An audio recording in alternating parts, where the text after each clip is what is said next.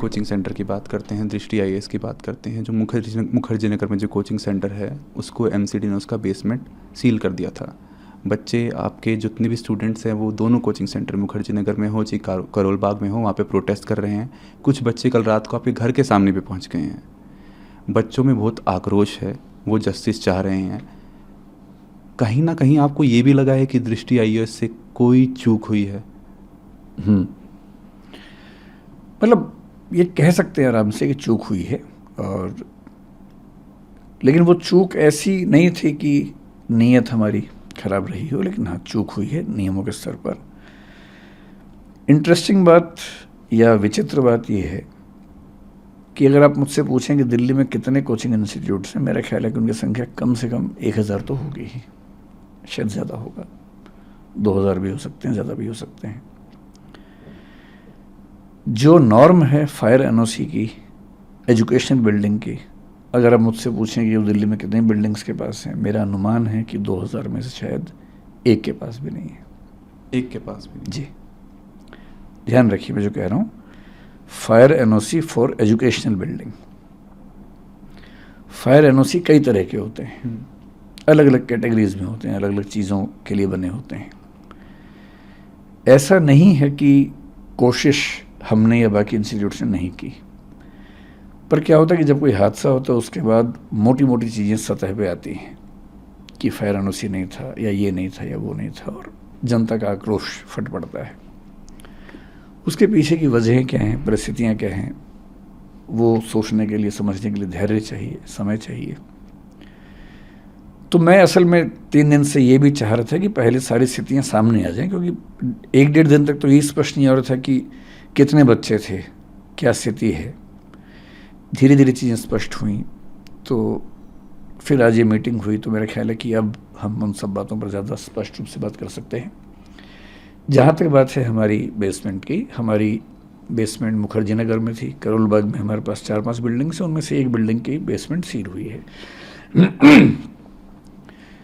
Basement जो करोल बाग में थी वो अप्रूव्ड बेसमेंट है, अप्रूव्ड कमर्शियल बेसमेंट है, जिसमें एनओसी पे लिखा हुआ है कि उसमें ऑफिस चलाया जा सकता है। उसमें ऑफिस ही चल रहा था, पर अभी एमसीडी पर जो दबाव था उन्होंने इनडिस्क्रिमिनेट तरीके से सबको सील किया है, हमने भी सील किया है।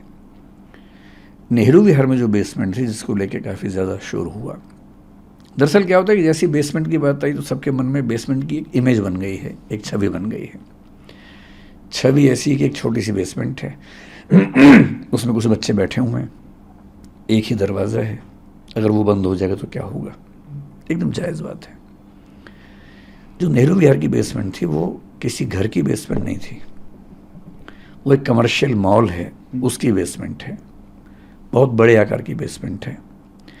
उसमें 1 नहीं 2 नहीं 7 एग्जिट हैं, 7 एग्जिट आपस में कनेक्टेड हैं। उसमें क्लासरूम्स थे, हर एक क्लासरूम के अंदर मैप लगे हुए हैं कि किसी भी इमरजेंसी में आप कहाँ कहाँ से बाहर निकल सकते हैं। हमारे स्टाफ के जितने मेंबर्स हैं उन सब की ट्रेनिंग वहाँ पर लगातार होती है। फायर डिपार्टमेंट की मॉक ड्रिल्स वहाँ पर लगातार स्टाफ के साथ होती हैं। मैं अपने होशो हवास में ये बात कह रहा हूँ कि हमें 3 दिन पहले जो इंसिडेंट हुआ उसके पहले ये एहसास था कि वो बेसमेंट शायद दिल्ली के सबसे सेफ इंफ्रास्ट्रक्चर्स में से एक है, क्योंकि जहाँ तक फायर की बात है, और वो बिल्डिंग बनी है नेशनल बिल्डिंग कोड के जो लेटेस्ट प्रतिमान है उनके हिसाब से, क्योंकि वो बिल्डिंग हाल ही की बनी हुई, 10-12 साल पहले की बिल्डिंग है। जब वो बिल्डिंग बनी, क्योंकि हम उसके मालिक नहीं हैं, हम उसके टेनेंट हैं, जो उसके मालिक हैं, जब हमने उनसे पूछा, क्योंकि पिछले 1-2 साल से ये प्रोसेस ज़्यादा हुआ शुरू, हमने उनसे पूछा कि क्या आपके पास अथॉरिटी है। उन्होंने कन्वेंस डीड की कुछ चीज़ें अंडरलाइन करके दी, जो उन्होंने हाई कोर्ट में भी दिखाई। हाई कोर्ट में इस पर 1-1.5 साल से केस भी चल रहा है। डीडी और एमसीडी के बीच में कुछ कन्फ्यूजन्स हैं, कई चिट्ठियाँ एमसीडी ने लिखी हैं, कई डीडी ने जवाब दिए हैं। अब कोर्ट में कल फिर उसकी अर्ली हियरिंग होने वाली है, उसमें वो बात भी आने वाली है 28 अगस्त को, वरना वो हियरिंग थी 28 अगस्त को, फैसला वैसे भी होने वाला था कि ये अलाउड है या नहीं, उसके बाद हम शायद हटते ही। और पिछले 1 साल में हमने अपने स्टूडेंट्स को न केवल क्लास में मैंने बताया कई बच्चों को, अब जो एकदम लेटेस्ट वाले बच्चे हैं उनको छोड़ दें, क्लास में जा के सबको बताया कि ऐसा हो सकता है कि हमें इसकी परमिशन ना मिले, उस केस में हम शिफ्ट करेंगे। यहाँ तक कि उनसे, आज से करीब 1 साल पहले की बात होगी, उनसे हमने ऑनलाइन एक फॉर्म भरवाया कि उस केस में वो कहाँ जाना पसंद करेंगे, करोलबाग जाना पसंद करेंगे, यहाँ रहना पसंद करेंगे, या अभी तय नहीं कर पा रहे हैं, बाद में तय करेंगे। वो डेटा हमारे पास पूरा है कि उन बच्चों ने 1 साल पहले क्या क्या वोट भरा, और सहमति ये थी कि अभी सरकार में वो हाई कोर्ट में केस चल रहा है, जैसे उस पर कोई निश्चित निष्कर्ष आएगा उसके बाद हम उस तरह से काम करेंगे। हमें ऐसा लगता था कि जो चिंता ज़्यादा फायर की है, और ऐसा पिछले साल हुआ भी था। दिल्ली में एक घटना हुई थी, कुछ साल पहले सूरत में हुई थी, अभी गुजरात में 1-2 घटनाएं और घटी हैं कि गेमिंग जोन में अचानक आग लगी।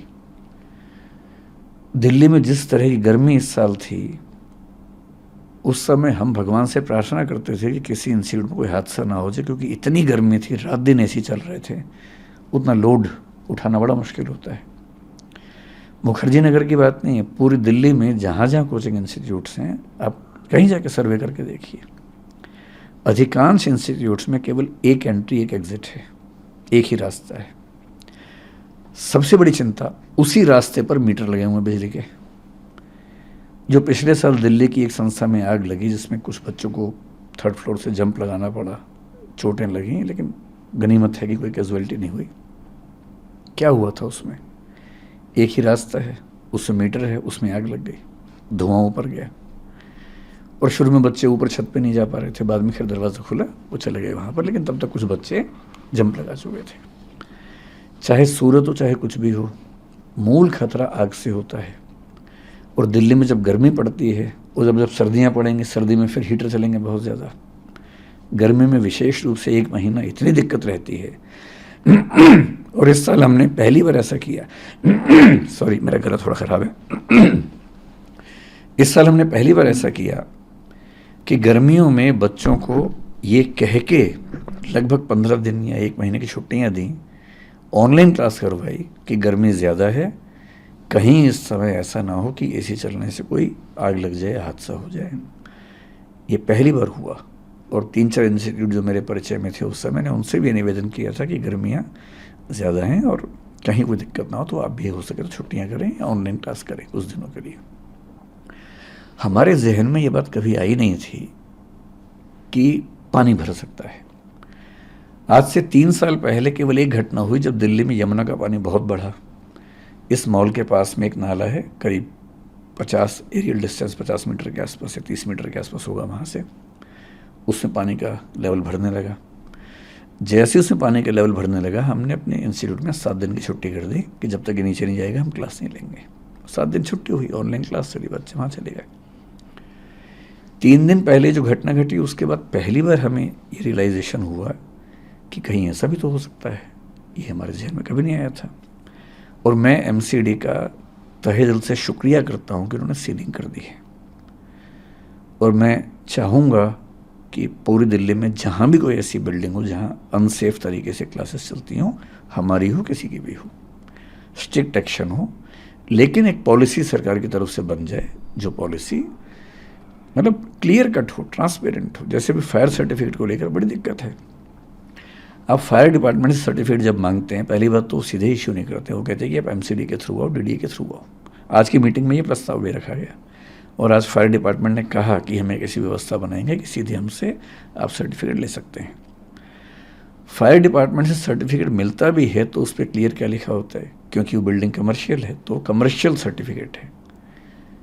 एमसीडी कहती है कि एजुकेशनल सर्टिफिकेट चाहिए। एजुकेशनल बिल्डिंग का certificate to the best of my knowledge Delhi में एक भी प्राइवेट संस्था के पास नहीं है, केवल कॉलेज, यूनिवर्सिटी, स्कूल को मिलता है। और ये भी क्यों हुआ? क्योंकि 2020 से पहले डीडीए की भाषा में हम एजुकेशनल बिल्डिंग वाली एक्टिविटी में नहीं थे, हम कमर्शियल एक्टिविटी में थे।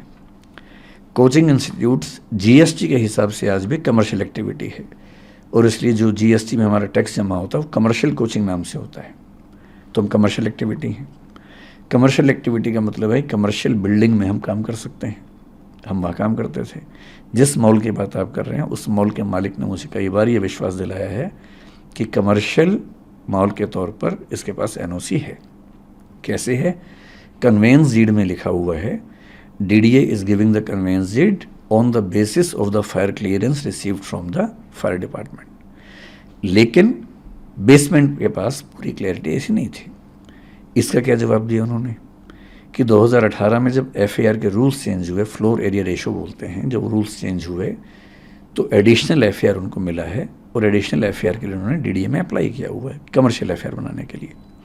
अगर वो कमर्शियल एफएआर है तो कमर्शियल एक्टिविटी वहाँ हो सकती है।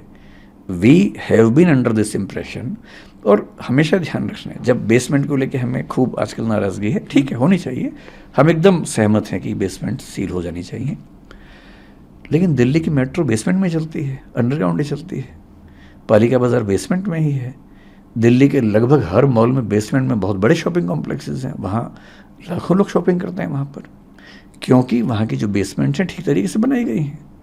और कमर्शियल मॉल की तरफ से हमें ये बार बार आश्वासन मिला कि वो बेसमेंट उसी तरीके से बनी हुई है, और उन्होंने कहा कि हमने डीडीए में अप्लाई किया है कि हमें कमर्शियल एफएआर में इसका एनओसी मिले।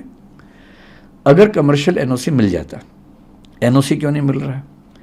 डीडीए का मानना है कि ये काम एमसीडी का है, एमसीडी का मानना है कि काम डीडीए का है।